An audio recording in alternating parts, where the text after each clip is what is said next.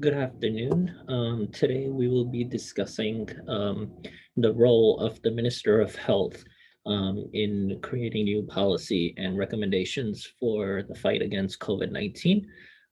This is for case study 2 for Public Health 858. My name is Muqaddas Malik, and let's get started. So, the job description of the Ministry of Health in China includes responsibilities that coordinate and plan resource allocation of health services. They also include guide and formulate and implement regional health planning. Their job also includes implementing plans of disease prevention, immunization, and education, and family planning. In China, currently, there is a big campaign of big hygiene, big health going on, and this is a new initiative for a healthy China that we are trying to create. And it utilizes reform and innovation to promote health, and it creates a full cycle of healthcare. Um, a little bit of a background of COVID-19, the state of COVID-19 in China. The first case was discovered in Wuhan, China in December 2019. Media started reporting about the viral pneumonia in Municipal Health Commission. Um, on December 31st, the WHO caught wind of it, and pneumonia clusters became apparent in Wuhan. On January 1st, 2020, WHO activated the Incident Management Support Team. On January 2nd, the National Health Commission in China partnered with WHO to provide additional information. And unfortunately, on January 11th, the first death from the novel coronavirus was identified. And on January 14th, press conference confirmed 41 cases of human to human transmission. So rapidly progressing disease transmission, which led to rapid policy formation. And luckily, very coordinated policy creation with a joint alliance between CDC, WHO, I'm sorry, not the CDC, the WHO and the Municipal of Health Commission in China. Currently, the total reported cases of the virus in China are 89,923. The total deaths are 4,636, and total recovered at 85,087. These numbers were obtained from the Google statistics in CDC. However, the actual numbers are much higher because China has not reported these numbers to the um, uh, governing bodies that are keeping tally.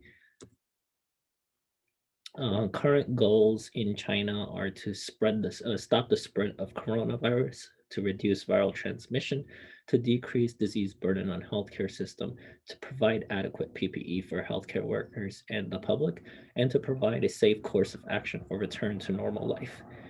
This includes regulating the social activity to promote safety and health of the nation as a whole. So the goals aren't very different from any other country as compared to China. It's just a lot more populated and a lot more dangerous because of the population density that we currently face. The first line of action in our fight as the municipal health, as the Minister of Health, is to test for COVID-19. That is our primary concern. Testing allows us to recognize positive cases and isolate them from the public. It also gives us an idea of where to allocate our resources to in order to reduce the disease burden and provide information on the epidemiology of the virus. Our testing plan currently includes health authorities, which have increased capacity and services for nucleic acid testing. As of February 2021, the nation can process 16 million samples daily. So this is much, much greater, almost a 12-fold increase from this time last year. So the Ministry of Health is doing an excellent job of testing. This will facilitate travelers who are stuck abroad to return home. And then we have improved testing protocols to include release of information of testing organizations, names and working hours and allocations to the public. Um, this will allow them to recognize testing sites and facilitate their reservations in making appointments for testing, making it all more convenient. Testing availability Increase in testing has reduced testing costs. If you go to a hospital, the testing sites have been waived. The testing fee for registration has been waived. People who desire to return to rural areas and spring festivals are required to provide the nucleic acid test results. And this is partly created a policy due to rural China not being able to test as many patients as we would like, and to prevent disease from burdening those areas. So when people return home, they're required to have a negative nucleic acid test. Currently, major policies are being created in the problem areas of the Xinjiang province, which is a high transmission region with high disease burden.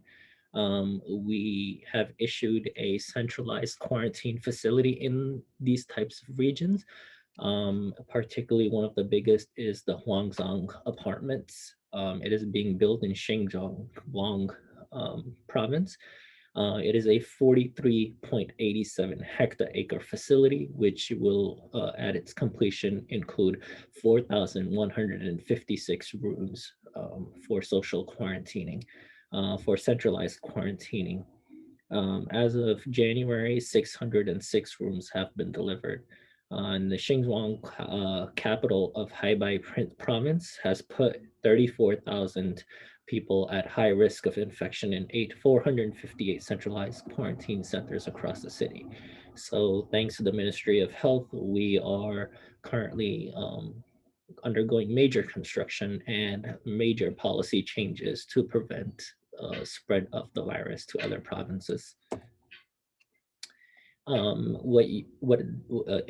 some policies inside life in centralized quarantine is there's a 24-hour hotline available for consultation on psychological and any other problems these patients may be experiencing. And nucleic acid testing will be done every 2 days. In the Xinjiang province, mobile phones are used for information processing and health codes. Progress in measures has become apparent. Lockdowns at residential neighborhoods and major hospitals in downtown Shanghai had ended on February 4th after 2 weeks. No widespread nucleic acid testing was conducted on the public in the city. Disease prevention workers are checked frequently by those confirmed with COVID-19, include their workplaces over the past 14 days. They checked individuals' routes to determine whether their activities in different locations could have contaminated these areas or spread the virus to others. Our goals moving forward as the Minister of Health is to release the epidemic information and have a no tolerance transparency policy, which means that any and all information regarding epidemiology, spread, and positive cases, as well as deaths, will be reported to the public for public knowledge. We will also look to continually improve relevant laws. While adhering to the principle of people's first, life first. Early detection, reporting, and quarantine and treatment of infections should be strictly carried out.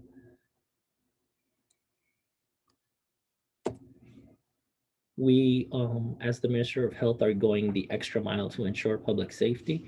Chinese customs have tested 1.49 million samples of import products for the novel coronavirus. 79 of them had returned positive as of Thursday. These products were undergone strict crackdown, which involved 56 foreign manufacturers. Of those, 129 suppliers from 21 countries had employees that had infected the virus, and import from these regions has been halted to China. Thank you very much. That's our presentation. Currently, we are still undergoing large policy changes, and as the Minister of Health, as more information becomes available and as the virus changes, the policies will continue to change. We look for your added support and hope you stay safe during this troubled time. Thank you.